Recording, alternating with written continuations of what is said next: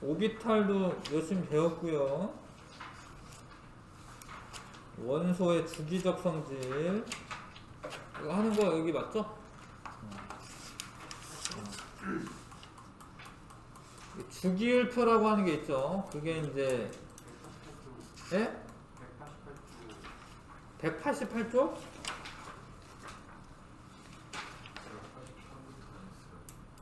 아, 여기 통합실전 안 해요. 우리가. 예, 넘어갑니다. 자, 원소의 주기적 성질. 하여튼, 그, 원소가 지금은 118가지가 있죠. 지금은. 원소가 지금은 118가지가 있어요. 근데 예전에는 한 20여 가지 원소밖에 몰랐던 거죠. 다 아는 게 아니거든요. 20여 가지 원소를 알았는데 한 18세기 후반 정도에는 원소가 많이 발견되면서 관심이 높아졌는데, 자, 일단 이제 역사적으로 보는 건데, 라부아제는 그 당시 원소로 알려진 33가지 물질을 4가지 그룹으로 분류를 합니다. 근데 이 사람도 원소의 정의는 알고 있어요. 그러니까 원소는 더 이상 분해되지 않는 물질이다, 이런 정의는 알아. 근데 옛날에는 이제 생석회나 산화바륨이나 알루미나 마그네시아, 실리카 이런 애들은 사실은 혼합물이거든. 얘네 혼합물이 아니라 화합물이야. 원소가 아니야. 원래 원소가 아니에요. 얘는 화합물인데 그 당시에 기술로 이거를 분해를 시키는 방법을 모르는 거예요. 그래서 얘네도 그냥 원소로 취급을 했던 거예요. 그때. 그러니까 이런 원소가 있다. 그리고 그때는 조금 모호해가지고 원소에 대한 정의가 빛이나 열 이런 거는 사실은 원소가 아니잖아요. 물질이 아니잖아요. 그렇죠? 네. 그런데 아무튼 라부아제는 이렇게 분류를 했다라는 거예요. 이렇게 중요한 건 하여튼 분류를 해봤다. 성질이 비슷한 애들끼리 묶어봤다. 자, 근데 그런 작업이 왜 필요하냐면 이 말이 이제 주기율이라는 말이 어떤 주기성이 있다, 어떤 패턴이 있다 이런 거야. 그래서 성질이 비슷한 애들끼리 묶어봐야지 주기율이 관측이 될 수가 있는 거예요. 그래서 분류하는 작업을 먼저 라부아제는 했긴 했는데 크게 현재의 분류 방법으로 봤을 때는 뭐 이렇게 올바른 분류는 아니었어요. 하여튼 분류를 해봤다 이 정도야. 현재 시각에서 볼 때 큰 의미가 없으나 원소를 처음으로 분류했다는 데 의의가 있다. 아무튼 그러다가 데베라이너라고 하는 사람이 새쌍 원소설이라고 하는 거를 이야기하는데, 원소들 가운데 이렇게 칼슘, 스트론튬, 바륨이라는 이 세 개의 원소는 성질이 비슷해요. 근데 특이하게도 이제 물리량을 측정했을 때, 자, 원자량이 무거운 애, 가벼운 애를 더한 값의 반이 중간인 값이 나와요.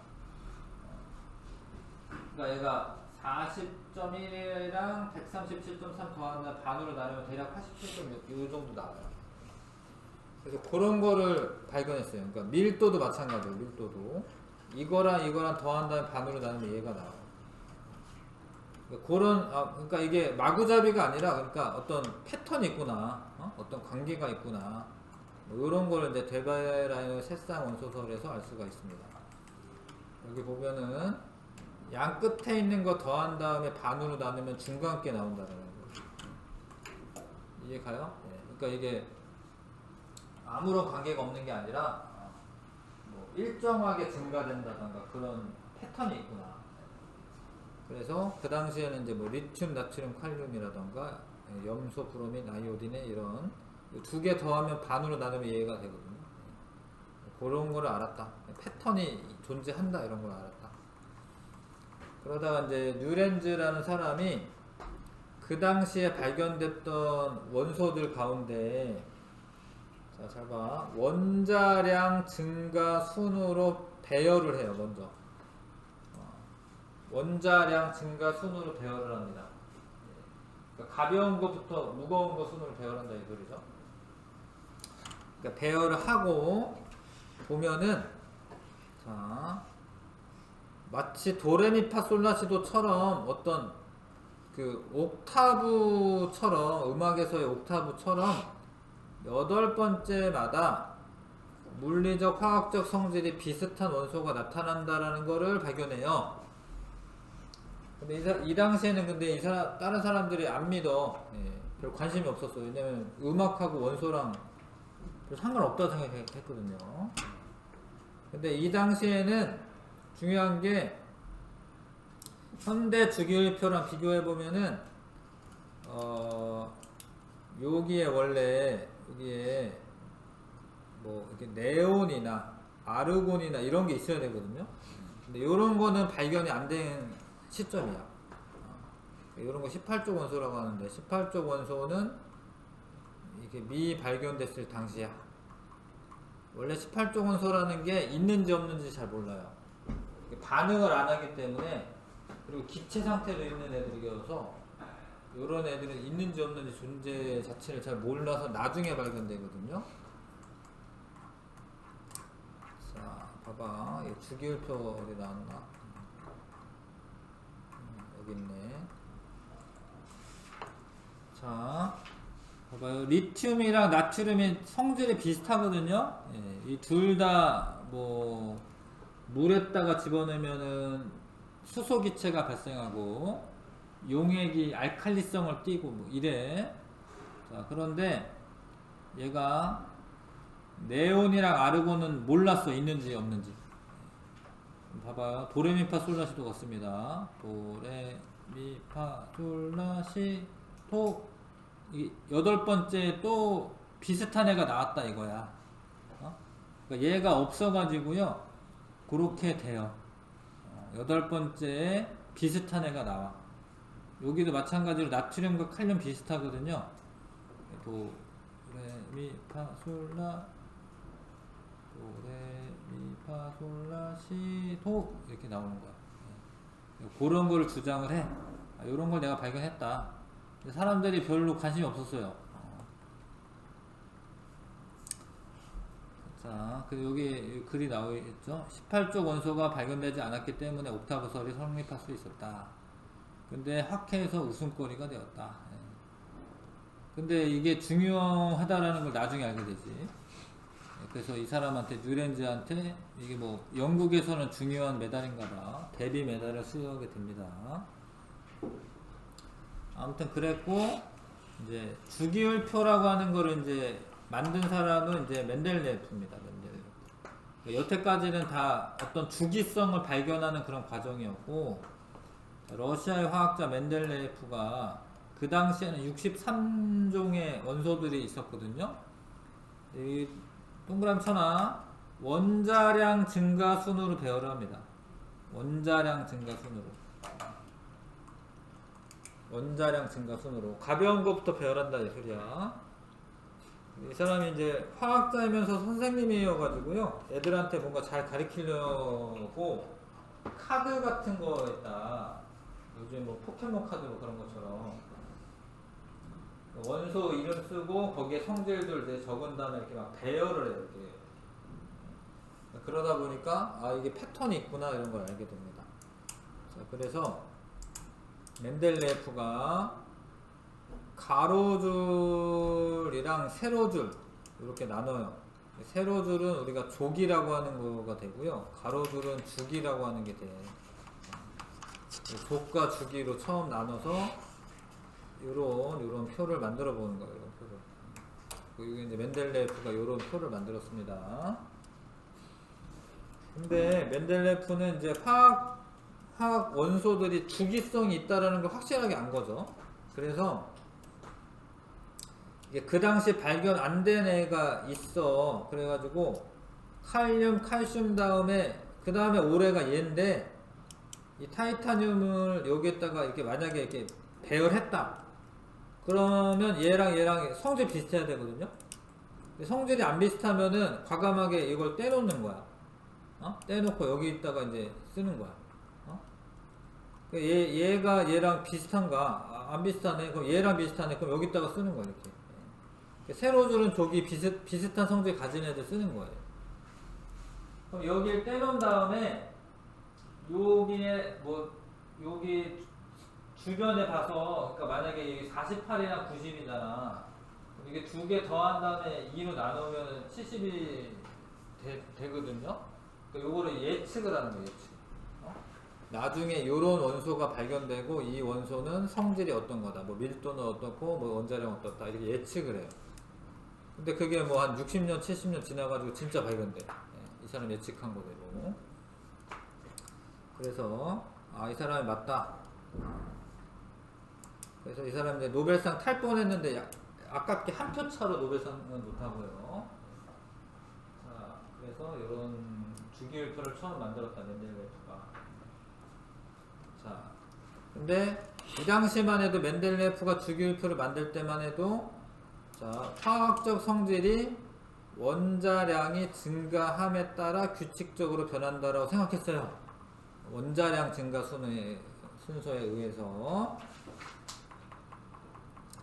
자, 근데 좀 나중에 안 맞는 부분들이 나옵니다. 안 맞는 부분이 나와요. 그러니까 예를 들어서 아르곤이 나중에 발견된다라고 했거든요. 아르곤이 발견이 됐는데 원자량이 대략 40이야. 40이죠. 칼륨은 39.1이야. 그럼 누가 더 무거워? 아르곤이 더 무겁잖아요. 그쵸? 근데 지금 주기율표 자리를 보시면 봐봐요. 여기 칼륨이 있고요. 아르곤이 여기 있어. 아르곤의 원자량이 40이야. 얘가 39.1이고. 그럼 원래 칼륨하고 아르곤은 배열해야지. 왜냐면 가벼운 것부터 배열하기로 했으니까. 그럼 여기 칼륨 여기다 갖다 놔. 예를 들어서 갖다 두면 여기 하나도 안 맞아. 칼륨이랑 비슷하지 않아. 아르곤을 여기다 놔두면 안 맞죠. 그래서 고집을 안 부리고 이 사람은 이건 잘 모르겠다. 왜 그런지. 잘한 거야 그런 게. 그러니까 여기가 얘는 예외적으로 원자량은 얘가 더 큰데 배열은 이렇게 바뀌어야 되는 거지. 그쵸? 그런 걸 잘한 거예요. 고집을 안 부리고 그거 인정을 하는 거지. 그거 잘 모르겠다. 그거는 잘 맞지 않는 부분이 있다. 이런 부분도 그렇다라는 거예요. 원래는 이제 순서가 코발트 니켈로 되어 있는데 지금 보면은 얘가 좀 더 무겁잖아. 그쵸? 코발트가. 그래서 이런 부분들이 있다. 근데 그거는 잘 모르겠다. 그러니까 인정해요. 인정. 이 부분은 예외적으로 원자량 순서랑 맞지 않는다라고 인정을 합니다. 잘했고. 그 왜 그렇게 되는지를 이제 넘깁시다. 멘델레프가 예언을 해요. 예언한 게 맞아 떨어졌다라는 거고요. 자, 현대적인 주기율표로 넘어오는 과정에서 모즐리라고 하는 사람이 실험을 합니다. 모즐리가 X선 실험을 하는데, 근데 이게 화학적 성질이 원자량이 중요한 게 아니라 양성자 수에 의해서 결정된다라는 것을 발견해. 그러니까 양성자 수에 의해서 화학적 성질이 결정된다. 그러니까 양성자가 늘어나면 보통은 늘어나요. 무게가, 그 질량이. 근데 이제 이 원자량이라고 하는 거는 이제 질량수랑 관계가 있는데, 질량수는 양성자 수 더하기 중성자 수거든요.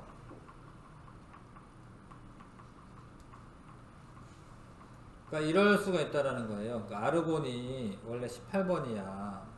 근데 얘가 질량수가 40이 나온다라는 거는 양성자는 18개인데 중성자가 22개라는 거예요.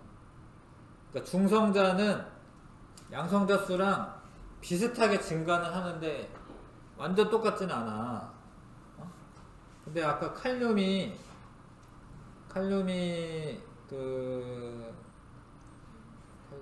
19번이었죠? 19번인데 얘가 얼마였죠? 39.1이었죠, 그쵸? 그럼 39라고 보시면 되는데 칼륨은 양성자가 19개인데 중성자는 20개인 거야. 근데 중성자에 의해서는 그 화학적 성질이 결정되지 않아요. 왜냐하면 중성자는 전하장이 없어가지고 전자를 잡아당길 힘이 없기 때문에 양성자가 18개면 전자가 18개 있는 거고 양성자가 19개면 전자가 19개 있는 거야. 중성자랑은 관계가 없거든요. 그래서 화학적인 성질은 양성자 수 때문에 결정이 되고 그 양성자 수를 원자 번호로 두기로 해요. 원자 번호가 18번이다. 그럼 양성자가 18개 있는 거야. 원자 번호가 19번이다. 그럼 양성자가 19개 있는 거예요. 그래서 배열 순서를 양성자 순으로 둡니다. 양성자 순으로. 그게 이제 오늘날의 주기율표가 되는 거죠. 현대적인 주기율표는 자, 원자량 순서가 아니다. 원자 번호 순서로 배열해. 원자 번호는 양성자 수야. 그랬을 때 화학적 성질이 비슷한 원소들이 세로줄에 위치하게 되고 그렇게 표를 그렸습니다. 현대 주기율표. 모즐리도 중요한 역할을 했죠. 모즐리도 원래 노벨상 후보였는데 사실 모즐리는 이제 1차 세계대전 나가서 죽어요. 노벨상 못하고. 그래서 이게 이제 현대 주기율표가 됩니다. 현대 주기율표. 맨 끝에 이제 118번이 있고요. 밑에 있는 건 여기는 103번이 여기 118번이잖아요. 사실 요거는 요 사이에 들어가야 되는 거야 이렇게. 근데 이걸 여기다 집어넣으면 너무 길잖아. 그래서 여기를 그냥 빼놓을 뿐이에요. 그래서 이거는 7주기까지 있는 거야. 7주기. 7주기라는 게 껍질이 7번째 껍질까지 있다는 거죠. 그치? 우리 오비탈 이런 거 다 배웠잖아. 그쵸? 1, 2, 3, 4, 5, 6, 7. 7주기까지. 그 다음에 족번호는 18번까지 있어요. 1족, 2족, 3, 4, 5, 6, 7, 8, 9, 10, 11, 12, 13, 14, 15, 16, 17, 18쪽. 그리고 대략적으로 아셔야 됩니다. 녹색이 지금 금속인데 금속이 훨씬 많아요. 요런 거, 이게 파란색 칠해져 있는 거는 최근에 추가돼가지고 성질을 잘 모르는 건데, 뭐 사실 금속이겠지, 얘는. 근데 이런 애들이 원래 만들기 어려운 애들은 만들어도 금방 붕괴되는 거예요. 만들자마자 한 20초 있으면 없어져요. 왜냐면 양성자가 너무 많아가지고 얘가 이게 붕괴를 합니다. 그래서 성질 알아보기가 좀 어렵지, 이런 애들이. 어찌됐건 금속이 제일 많고 왼쪽과 중앙을 차지하고 있고요. 비금속은 오른쪽. 근데 수소만 예외야. 수소만. 수소가 예외다라는 거 아셔야 돼. 수소만 예외. 수소 비금속이에요. 비금속. 노란의 비금속이죠. 그 보라색의 준금속. 금속과 비금속의 이제 성질의 중간 정도. 자, 그 다음에 이 빨간색으로 글씨를 써놓은 애들은 기체야. 기체. 상온에서 기체.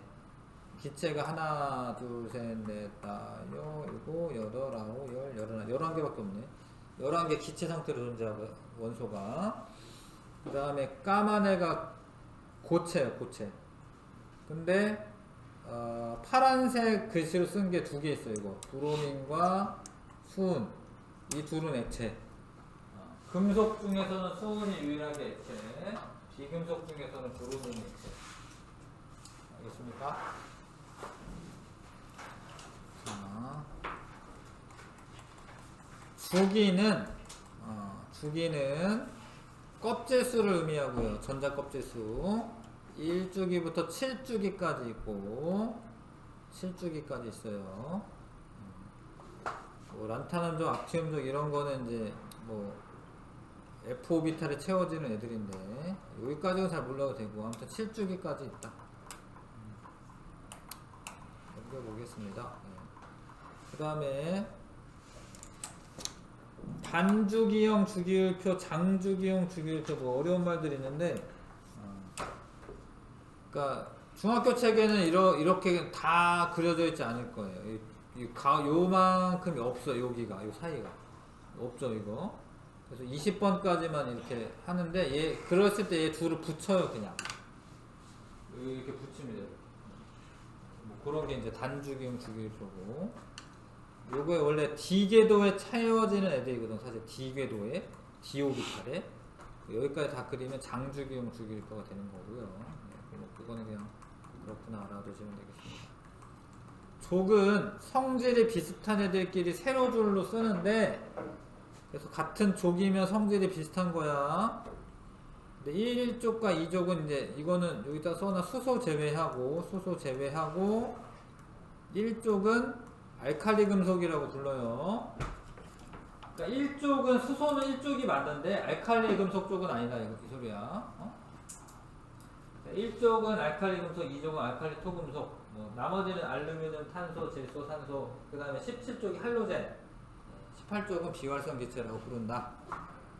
그 다음에 원자과 전자 개념이 엄청 중요한데, 원자과 전자라고 읽으시면 돼. 원자과 전자 좀 어색하고요. 원자과 전자라고 하는 거는 이 가가 이제 바깥쪽을 의미해. 가가 한쪽에서 이제 뭐 가쪽에 물러나 있어라, 뭐 어른들 그런 말 하거든요. 아무튼 가장 바깥쪽에 있는 전자 껍질에 있는 전자를 원자과 전자라고 해요. 근데 가장 바깥 전자 껍질에 있으면서 하나 더 필요한 게 뭐냐면 화학 결합에 관여를 해야 돼. 그걸 원자과 전자라고 해.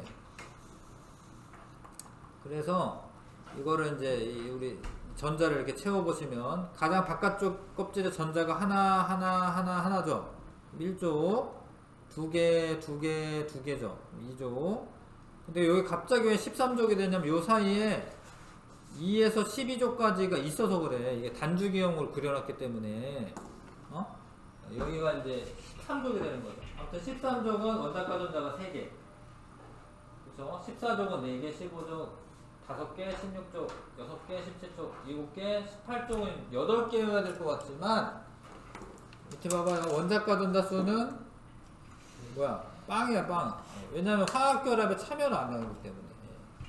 비활성 기체 원자과 전자는 화학결합에 참여하지 않기 때문에 원자과 전자는 0입니다. 아셔야 되고요. 자, 아무튼 여러가지 주기적인 성질들을 공부하고 있고, 첫 번째 나오는 주기성이 뭐냐면 원자과 전자 수의 주기성이야. 그러니까 막 아무렇게나 막 있는 게 아니라 같은 주기에서 수소, 헬륨, 그 다음에 이렇게 늘어나다가 빵 됐다가 늘어나다가 빵 됐다가, 그쵸? 뭐 이런 게 패턴이 있잖아. 일정한 패턴이 있잖아. 그래서 이게 원자과 전자 수가 주기성을 이룬다. 그게 일단 아셔야 될 첫 번째 주기성이고, 그 다음에 요 내용 되게 뭔가 이제 오비탈이랑 연결되는 그런 내용인데, 자 열심히 했는데요. 그러니까 첫 번째 1s 오비탈에 2개 채워지고, 그려봐봐. 이렇게 2s 오비탈에 2개 채워지고, 3s 오비탈에 6개, 3p점이야.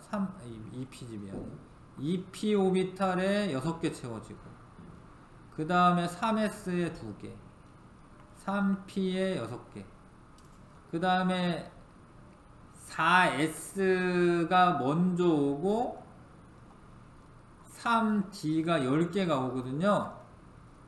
요 순서대로 채워져요. 그거 왜 그런지는 조금 설명했는데, 이게 에너지 준위가 n 플러스 l 값이 클수록 에너지가 어떻게 돼? 에너지가 높아요. 그쵸? 기억나나? 싸움의 원리 뭐 이런 거 할 때. 그래서 요게 4s는 n 플러스 l이 4 플러스 0이야. 요거는 n은 3이고 l은 얘가 d 오비탈이 2거든요. s, p, d, f인데 0, 1, 2, 3인데 l 값이, 그러니까 누가 더 커요? 3d가 커요? 4s가 커요? 얘가 크거든요. 그러니까 얘가 요거 먼저 채우고 요거 채운다 이 소리야. 잘 봐. 첫 번째는 요게 1s. 둘 다 1s에 채운 거야. 그 다음에 여기 2s. 그 다음에 2p. 그 다음 3s. 그 다음에 3p. 그 다음에 4s. 그 다음에 여기가 3d. 오비탈을 이렇게 채우고 있는 거예요. 원소들이. 여기 4p. 응? 요 순서대로 채운다라는 거죠.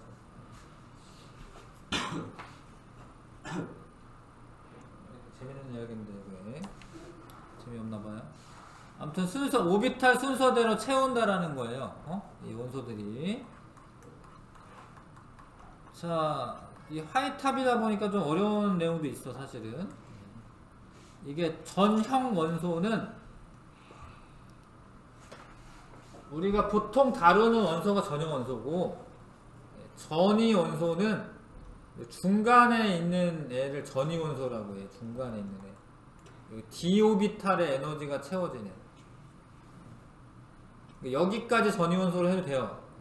다른 책은 여기까지로 하게 돼 있어서 뭐 일반화학 책이라든가 이러면. 그래서 요거는 그렇게 알 필요는 없지만 하여튼 그냥 니네가 하는 거는 전형 원소야. 전형 원소. 전이 원소는 뭐 철이나 구리나 뭐 여러 가지 뭐 타이타늄이나 요런 애들이고, 요거는 몰라도 될 것 같아 지금은. 일단 그건 넘어가시고, 전이 원소, 전형 원소는 그냥 넘어가시고, 금속 원소들은 요런 범위 내에 있고요. 비금속은 요 범위 내에 있는데, 금속성이 증가되는 거는 요런 얘기는 다음 주에 다시 좀 더 해야 될 것 같지만, 요쪽으로 갈수록 금속성이 증가돼. 여기 써놔. 금속성이 증가되는 게 뭐냐면 전자를 잘 잃어요. 전자를 잘 잃어주는 애들이 금속들이야. 금속들. 그 다음에 여기 봐봐. 여기가 아니라 요 플로린으로 갈수록 비금속성이 증가돼요. 플로린이야. 이거 여기 헬륨 아니야. 플로린으로 갈수록 비금속성이 증가되는데, 비금속성은 전자를 잘 뺏어와. 빼앗는다. 전자를 잘 빼앗는 게 비금속성입니다.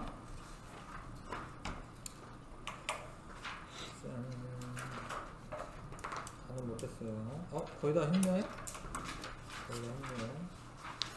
복습하면서 이제 다시 한번 하겠습니다. 일단 여기까지만 하고, 네, 했다가 물리하고요.